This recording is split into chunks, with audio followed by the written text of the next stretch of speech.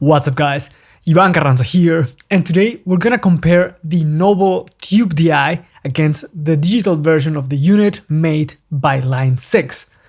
Digital modeling has evolved quite a bit in the recent years, and this week Line 6 released a new firmware update of the Helix and HX series of products, and they modeled the Noble DI.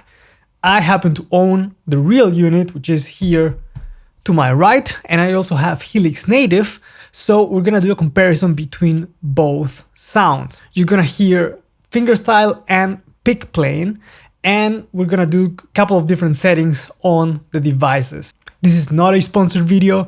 I bought my Noble. I bought the Helix native plugin many years ago. I just want to compare both sounds so that you can make the best decision for yourself whether to buy a Helix product or save up to get the Noble. So let's check out the samples and then we're gonna talk about the sounds.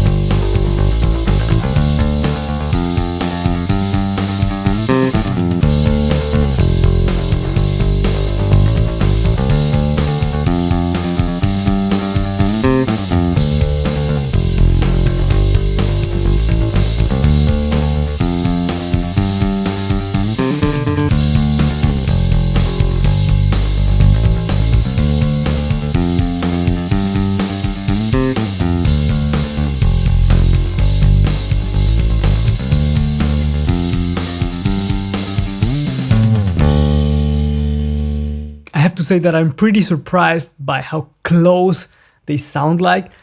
Line 6 definitely did a great job at capturing the essence of the Noble and taking it to their platform. There are still some nuances that are not there, of course, but we're talking about, the last 5% regarding tone and overall sound quality of the signal.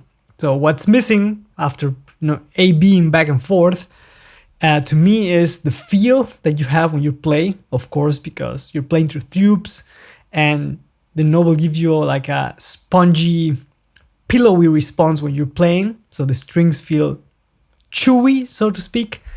You don't get that through the Helix. And to me also, the Noble still sounds a bit thicker and punchier, and it also sounds wider. The Line 6 version is a bit more narrow in the terms of the sonic space that it occupies, and this applies, for example, also when I did a capture of my Noble in the Quad Cortex. The Quad Cortex capture still sounds narrower than the real thing. So I think that's one of the features, or let's say characteristics of having tubes, maybe, that you get a whole wall of sound, to put it this way, but the overall character and flavor of the Noble is definitely there in the modeled version. The EQ settings are very, very, very close. It's really hard to tell, and I bet that if you're listening on phones, on your phone or on headphones, like AirPods or whatever, it's barely any difference at all. So I'm sure that a lot of bass players are going to be very happy with this release, because the HX Stomp, for example, is a great piece of gear. It's compact and you can have amps and pedals and so on. And now you can also have the flavor of the Noble. And I also run the Regal block, which is the Noble in Line 6, through a tone oscillator, and to see what it was doing to the signal. So, and this is what it does. So you can see there are some harmonics in the upper end, and the Noble does that as well. I did it many months ago on a different video, but you also get that those harmonics coming out when you run a sinus wave through the device. So it's definitely interesting to see that it's also having that effect on the modeled version.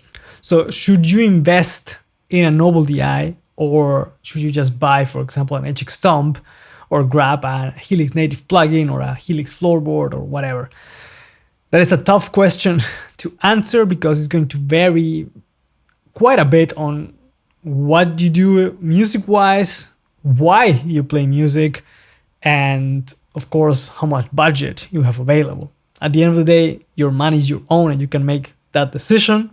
But I would say that and this comes back to what a producer once told me. I don't remember exactly who it was, but it's like when you're recording, for example, you record a song in the studio, and down the line, when the song gets played on the radio, Spotify, on YouTube, Apple Music, or on a CD, it's gone through a lot of stages of processing. So the original pristine signal has degraded quite a bit to reach the final product. It's gotten compression, EQ applied to it, mastering, tape emulation, then it gets sent through more mastering, more compression.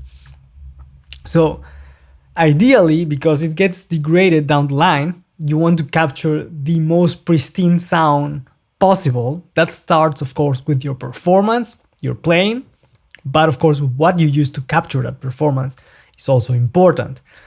That's why those little nuances are important when you're recording in the studio. That's why, mixing consoles, analog mixing consoles are so expensive. That's why analog channel strips are so expensive, why some rack compressors are so expensive, some mic preamps are so expensive, why certain microphones are so expensive. They give you those nuances that help retain more of the quality of the signal, because at the end it's gonna get degraded, like I said. If you want to record, if you're a professional musician, or you maybe not professional, but you do quite a bit of recordings and gig pretty often, to me the Noble is an amazing piece of gear. I really like mine. I have it on my pedal board with the quad Cortex at the moment, and I just like and enjoy playing through it because of how it feels, because of how it sounds. When I'm playing with in-ears, it sounds great, and I know that when I record, I'm safe and I can have my peace of mind that the signal is gonna be super solid. Now, if you play just as a hobby, enjoy playing music, recording some of your songs here and there, but are not that serious about making music a career, I would say definitely the Line 6 version now is a really great piece of gear. And like I said, if you happen to own an HX Stomp, I think this is a really solid update, because the sound of the Regal block, the modeled Noble version, sounds really good, and you can have 90 to 95% of the sound of the Noble, into that little box on the Helix native plugin at no extra charge if you already had a unit. But if you're thinking about getting an HX Stomp, for example, I think nowadays it costs like 500 to 600. You of course get amp block effects, and now also the Noble, which is pretty cool. It's not gonna replace fully the real thing. Like I said, if you're serious, like really serious about recording and performing, but it gets you really really close. Another thing to consider is that the Noble can power up also pedals, so you can have an entire pedal board being powered by Noble. It's not as isolated, the outputs for the pedals are not isolated, so you have to be a bit careful with that, but still, I've had my Noble with a pedal board and it's worked completely fine. And also it has an XLR out as well as a 1/4 inch tube driven output. So you can go to front of house directly with this. You can use an XLR to go into an interface or a mixing console. On the HX Tom, for example, which is the smaller unit, you do not have an XLR out. So you're gonna have to plug into another DI for live gigs, for example. Let me know what you think in the comments. I'm really curious to hear your thoughts, so please share that on the bottom. And as always, thank you guys for watching. Let me know what you think in the comments, and I'll catch you guys on the next one. Take care.